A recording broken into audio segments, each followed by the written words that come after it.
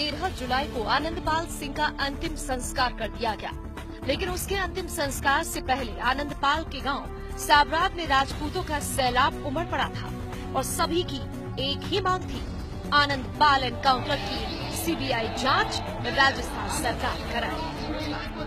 लाखों की संख्या में राजपूत समाज के लोग साबरात पहुंचे थे। राजपूतों का इतना बड़ा सैलाब देख सरकार के पसीने छूट गए। पुलिस और लोगों में झड़प भी हुई। साबरात में गाड़ियों का इतना बड़ा काफिला था कि पैर रखने को जगह नहीं थी।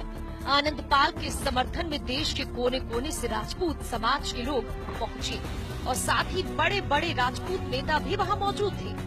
राजपूत गढ़नी सेना के संयोजक कालबी समेत 4 बड़े नेताओं को हिरासत में ले लिया गया और 13 जुलाई की देर शाम आनंदपाल का अंतिम संस्कार कर दिया गया। 21 जुलाई को राजस्थान का चक्का होगा जाम। 22 तारीख को जयपुर कूच का आवाहन। जयपुर पहुंचेगा राजपूत समाज।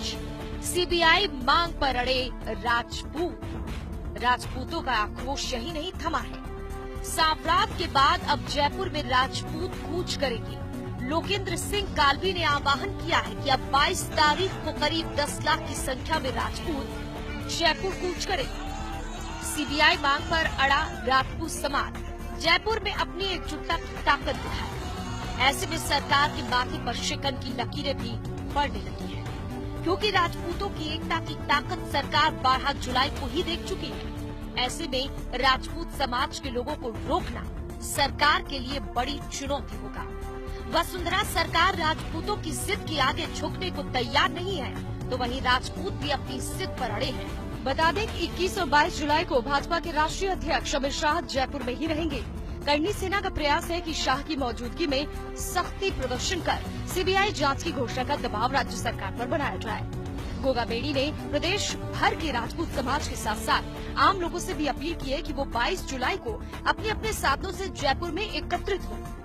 गोगा मेड़ी ने आरोप लगाया कि 13 जुलाई को पुलिस ने आनंदपाल के शव का अंतिम संस्कार जबरन कर दिया। पुलिस ने राजपूत समाज और आनंदपाल के परिजन को अपमानित करने वाला काम किया है। राजपूत समाज कर रहा है बीजेपी का बहिष्कार। बीजेपी प्रदेश अध्यक्ष को दिखाए काले झंडे। राजपूत समाज का आक्रोश अब राजस्थान की बीजेपी सरकार के खिलाफ देखा जा रहा है। पाली सिरोही में भाजपा अध्यक्ष अशोक परनामी को काले झंडे दिखाए गए। बीजेपी के खिलाफ नारेबाजी भी की गई।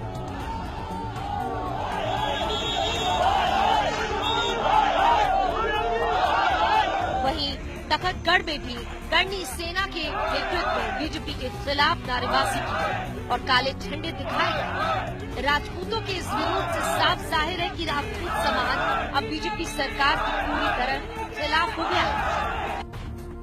ये तय है कि फिलहाल बीजेपी अपनी ताकत का इस्तेमाल कर भले ही इस वक्त इस आंदोलन को कुचल दे, भले ही हिंसा का रास्ता अपनाया जाए और राजपूतों की आवाज को दबा दिया जाए, लेकिन सत्तारूढ़ भाजपा के लिए बड़ी समस्या ये है कि जो समाज वर्षों से उसका वोट बैंक रहा, उसे छिटकने से बीजेपी अब रोक नहीं पाएगी और इसका खामियाजा बीजेपी को आने वाले चुनावों में जरूर भुगतना होगा।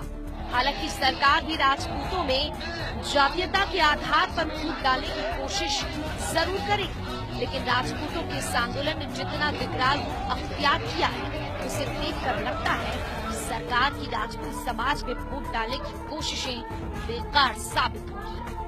न्यूज इंडिया के लिए स्पेशल डेस्क की रिपोर्ट। आप हमारे चैनल को YouTube पर सब्सक्राइब कर सकते हैं न्यूज इंडिया निम्स पर।